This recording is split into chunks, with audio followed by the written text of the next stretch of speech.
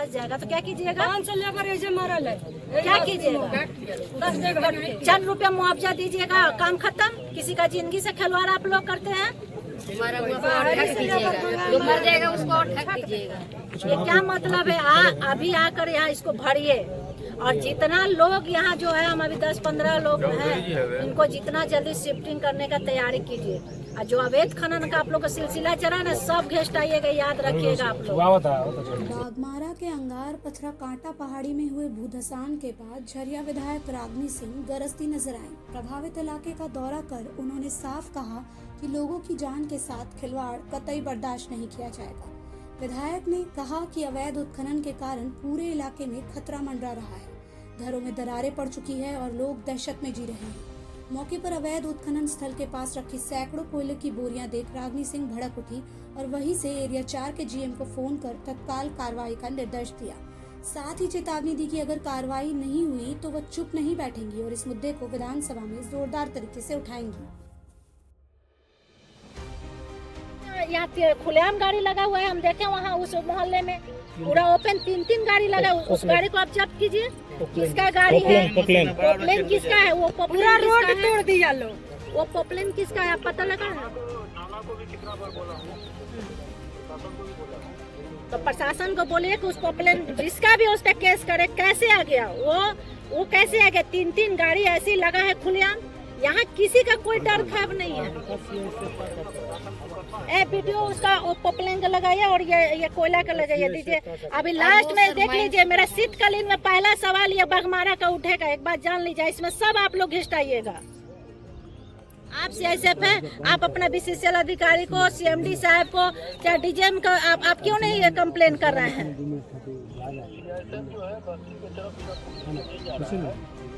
अभी गाड़ी भेजिए। ये गाड़ी नहीं जा रहा क्या? पूरा बस्ती के लोग हैं यहाँ। अभी लोड कराइए और नहीं तो टोटल कोयला को हम अभी उठवाएंगे, अपना गाड़ी से उठवा के सबको छीट देंगे। सब अपने जितने यहाँ लोग हैं, गरीब तबके सब लोग ले जाएगा, अभी बेचेगा। जब यहाँ लूट के ही छूट मचा है तो अच्छे से लूट के छूट मचेगा। नहीं तो अभी गाड़ी भेजिए, कोयला को उठवाइए। अभी मेरे सामने गाड़ी भेजिए और भेजो, उठवाइए।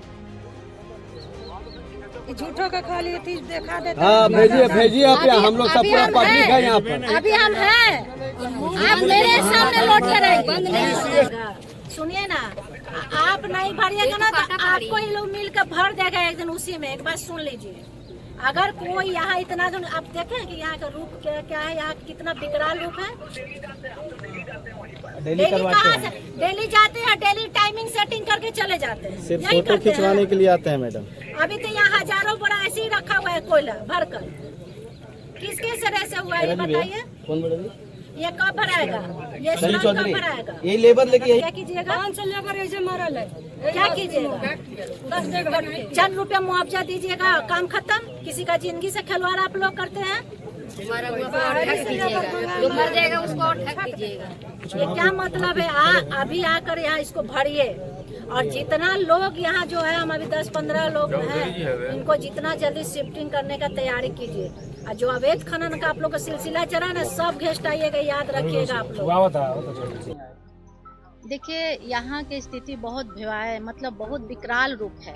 यहाँ से लगातार, चूंकि यहाँ के स्थानीय और हमसे भी जुड़े हुए लोग हैं, हमारे संगठन से भी जुड़े हुए लोग हैं, तो सब लोग यहाँ जितने भी आमजन लोग हैं बिल्कुल खतरे के कगार पे है।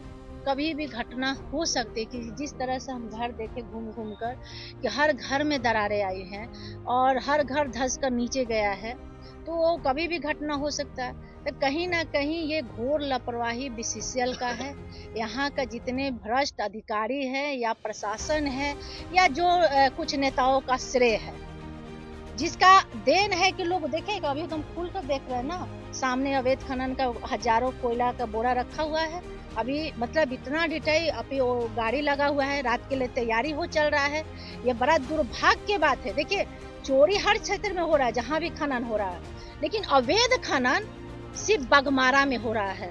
यहाँ तो इंसान भगवान भी खतरे में है। हम रोज पेपर में भी न्यूज में देख रहे हैं, यहाँ मंदिर के नीचे अवैध खनन चल रहा है। ये बड़ी दुर्भाग्य की बात है। अपने स्वार्थ के लिए लोग अपना पैसा कमाने के लिए भगवान को भी खतरे में डाल दे रहे हैं। इतना नीचे तक लोग गिर गए हैं। हाँ?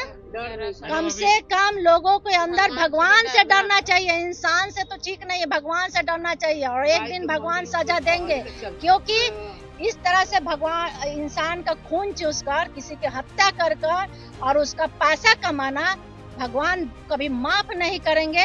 और जिस तरह से यहाँ अवैध खनन पूरे बघमारा में चल रहा है, आने वाले शीतकालीन में पहला मेरा क्वेश्चन होगा यही बघमारा से स्टार्ट होगा, क्योंकि मेरा हर वक्त लड़ाई हमेशा अवैध खनन के प्रति होता है, चाहे अपराध के प्रति होता है, चाहे महिलाओं पे शोषण के प्रति होता है, और चाहे जो भी अपराधी तबके लोग उस पे होता है। और दूसरी बात है कि विकास मेरा सबसे प्राथमिकता है। आप विकास करिए ना, विकास में के क्षेत्र में आए हैं तो कहीं ना कहीं जो ये काम हो रहा है जनप्रतिनिधियों के श्रेय से हो रहा है। मैडम, आप संघ का महामंत्री हैं, आपके सूचना आने का बावजूद भी जीएम जो है यहाँ उपस्थित, जीएम मुचोर हैं।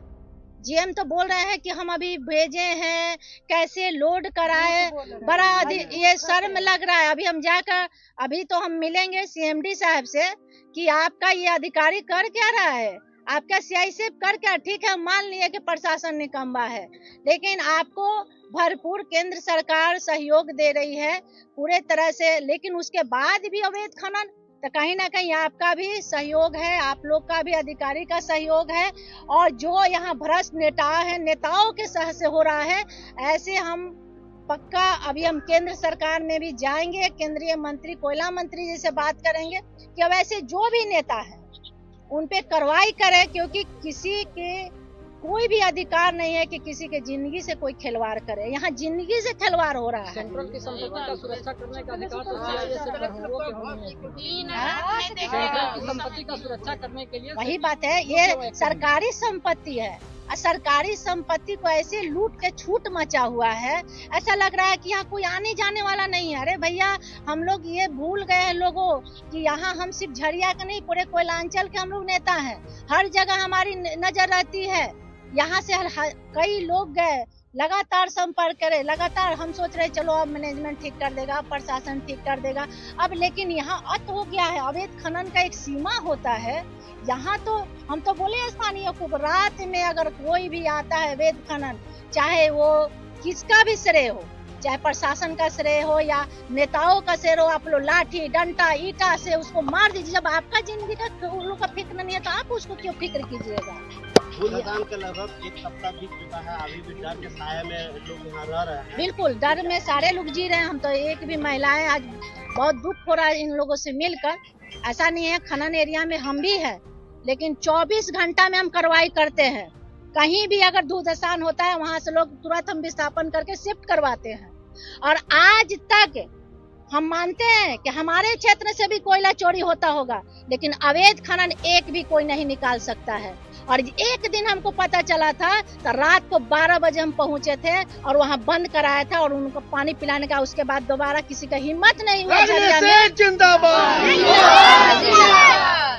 दोबारा उसका हिम्मत नहीं हुआ झरिया में आज तक कि अवैध खनन कोई कर सके। दोषी यहाँ के प्रशासन है, बीसीसीएल मैनेजमेंट है और स्थानीय नेताओं का देन है। कहीं ना कहीं श्रेय तो होगा। देखिए, प्रशासन हमेशा बीसीसीएल से मिली भगत और बीसीसीएल नेताओं के श्रेय से काम करता है। आज के दृश्य देखने के बाद आपका क्या? बड़ी दुर्भाग्य, बड़ा दुख लगा। मतलब हम ये दृश्य नहीं कभी देखे थे। हम रोज न्यूज़पेपर के माध्यम से देख रहे थे, क्योंकि हम भी व्यस्त रहते हैं। यहाँ लगातार हमको सूचना लोग दे रहे थे।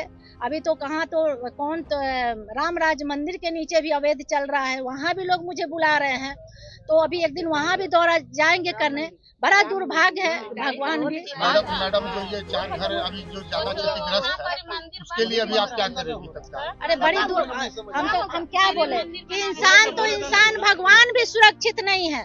ये बड़ी दुर्भाग्य की बात है। आज दृश्य देखने के बाद आप महाप्रबंधक के प्रति आपका हम आज जाएंगे, आज सीएमडी से बात करेंगे और डीजीएमएस के कार्यालय जाएंगे, उनसे बैठक करेंगे और पूरा पेपर तैयार करेंगे। जितना काला चिट्ठा हो रहा है ना, मेरा पहला शीतकालीन में बघमारा से ही मेरा मुद्दा उठेगा।